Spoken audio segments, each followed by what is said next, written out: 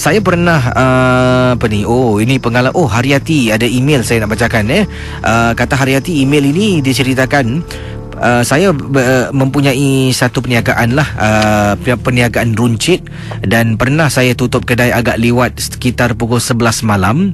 Dan sebenarnya waktu itu saya menunggu suami saya pulang. Suami saya ni ada satu perkara peribadi lah, masalah peribadi yang harus diuruskan, dan memandangkan nak tunggu suami pulang, tak apalah, saya buka kedai saya sehingga lewat malam. Jadi sekitar pukul 11 lebih malam, kata Haryati, bila saya nak tutup kedai, dah tutup kisi pintu semua, dah ditarik. Kemudian saya dengar orang ketuk dari luar. Saya fikirkan suami saya, dan tak apalah, kalau nak ke belakang memang jauh kisi, kena pusing satu pusingan yang agak jauh, barulah boleh pergi ke belakang kedai untuk masuk dari pintu belakang.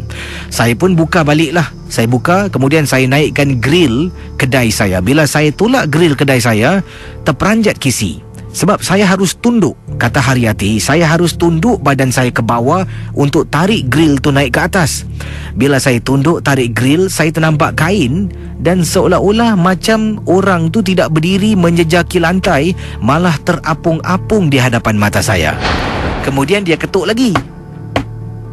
Terus saya tutup grill, semua saya tutup. Saya pergi ke belakang kedai, dan ternampak suami saya dengan motosikalnya sedang menuju ke arah belakang pintu kedai. Dan saya dengan segeralah menaiki motosikal suami, tutup pintu belakang dan pulang ke rumah. Pengalaman saya ini berlaku Casey pada tahun 2007, dan sekarang ni kedai runcit yang pernah saya berniaga di dekat jalan ... ini tidak lagi berada di sana. Saya dah pun berpindah ke tempat lain, tempat di mana lebih ramai orang dan lebih senang nak dapat pelanggan. Terima kasih Haryati, peminat misteri jam 12 dari Johor Bahru. Saudara, kisah-kisah yang bakal anda dengar